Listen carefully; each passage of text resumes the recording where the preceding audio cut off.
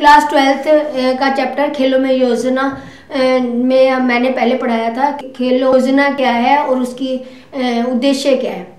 और आज मैं पढ़ाऊंगी आपको कार्यक्रम में योजना जब हम बनाते हैं तो कैसे किसी भी प्रतियोगिता का आयोजन करते हैं तो किस तरह से हम जो है उनकी कार्यभार जो है अलग अलग समितियों को भेजते हैं।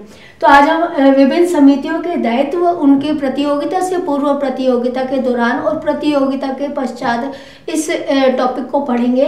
इसमें प्रतिस्पर्धा और शारीरिक शिक्षा से संबंधित गतिविधियों का आयोजन जो है सुचारू रूप से करने के लिए विभिन्न समितियों का आयोजन किया जाता है। इसमें जो है ताकि प्रतियोगिता का आयोजन सुव्यवस्थित एवं सुगमता पूर्वक किया जा सके। प्रतियोगिता से संबंधित विभिन्न कार्यक्रम को निर्धारित करके विभिन्न समितियों को सौंप दिया जाता है।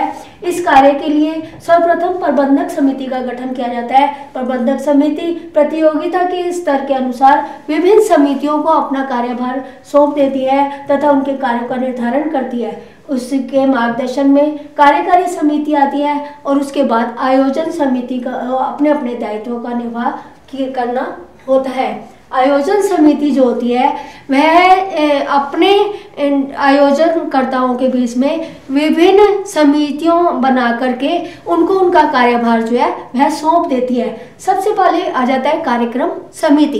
कार्यक्रम समिति में कि हमारी प्रतियोगिता किस तिथि को है, कब है, कैसे है और कब उसके लिए क्या कार्यक्रम योजना हम बनाते हैं, उसको विभिन्न विद्यालयों में भेजा जाता है एंट्री करने के लिए कि पार्टिसिपेशन के लिए कौन कौन पार्टिसिपेशन करेगा। उसके बाद उसका ब्यौरा रखा जाता है। उस समिति के बाद कार्यक्रम समिति में ही जो है उनका पूरा लेखा जोखा रखने के बाद जो है अगली समिति आ जाती है वित्तीय समिति।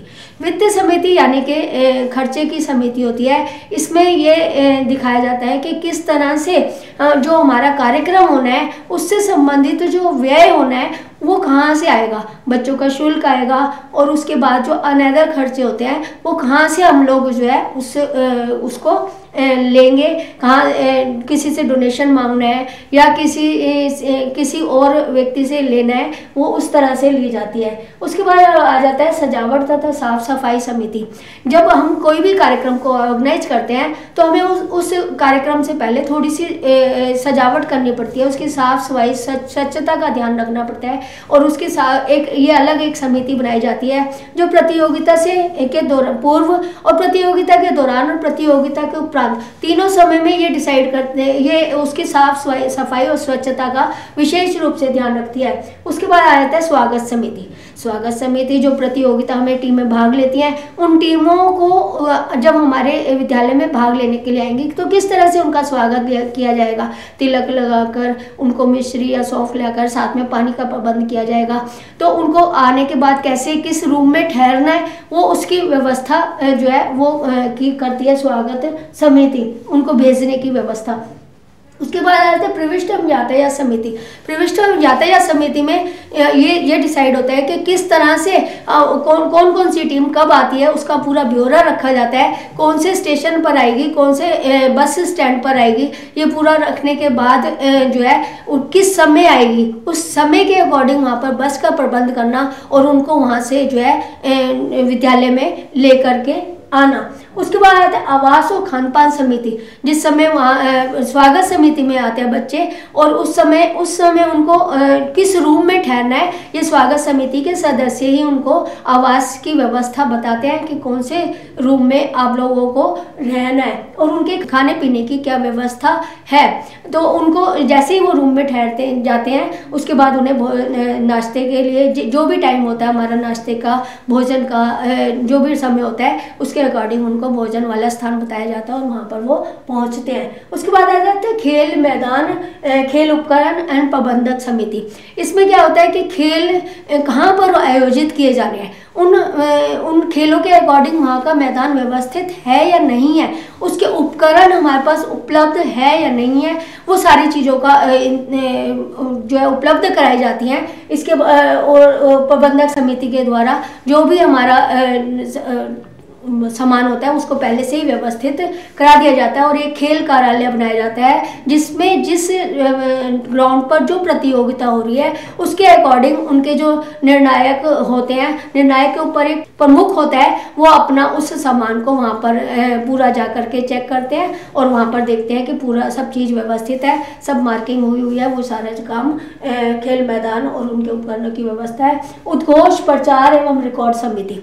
उसके बाद जब हम कार्यक्रम को शुरू करते हैं, उद्घोष समिति, उसका उद्घाटन कब होगा, उसका समापन कब होगा, उसकी उद्घोषणा करना और प्रचार करना, उस टूर्नामेंट का प्रचार करना और समय समय पर उसकी कमेंट्री करना, ये सारे काम जो है इस समिति का होता है। उसके बाद रिकॉर्ड रखना, कौन सा बच्चा किस स्थान पर आया है, कैसे आया है, उसका पूरा रिकॉर्ड रखना, उसको मेंटेन करके रखना, ये सारा उद्घोष, प्रचार एवं रिकॉर्ड समिति का कार्य होता है। उसके बाद आ जाता है ऑफिशियल प्रबंधक समिति।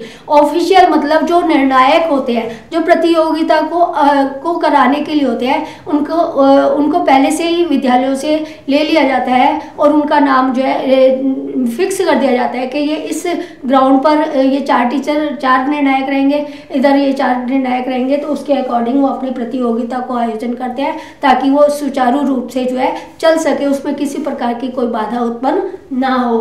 उसके बाद है प्राथमिक चिकित्सा समिति।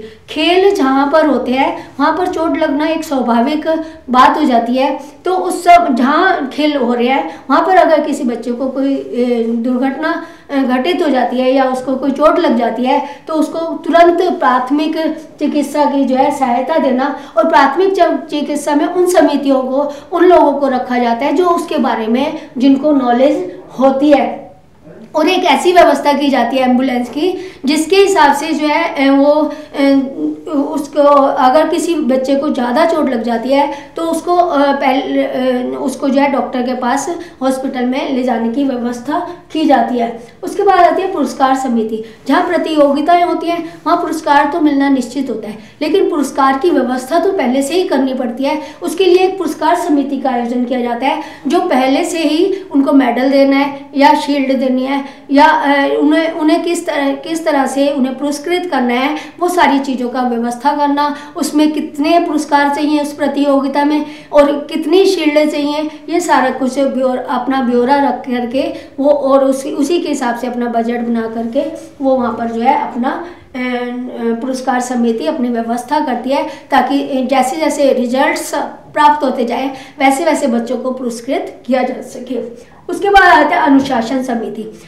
खेलों की जहाँ खेलों का आयोजन होता है वहाँ अनुशासन तो सर्वप्रथम स्थान दिया जाता है। अनुशासन के बिना तो खेलों का होना संभव ही नहीं होता है। जहाँ मतलब कि प्रतियोगिता से पूर्व अनुशासन, प्रतियोगिता के दौरान और प्रतियोगिता के बाद तीनों समय का अनुशासन देखने के लिए अनुशासन समिति का आयोजन किया जाता है। उसका अनुशासन जो है जलपान में भी, भोजन में भी, सब जगह अनुशासित होते हैं, तो प्रतियोगिता जो है निरंतर समय चलती रहती है। उसके बाद है बैठने की व्यवस्था संबंधी समितियां।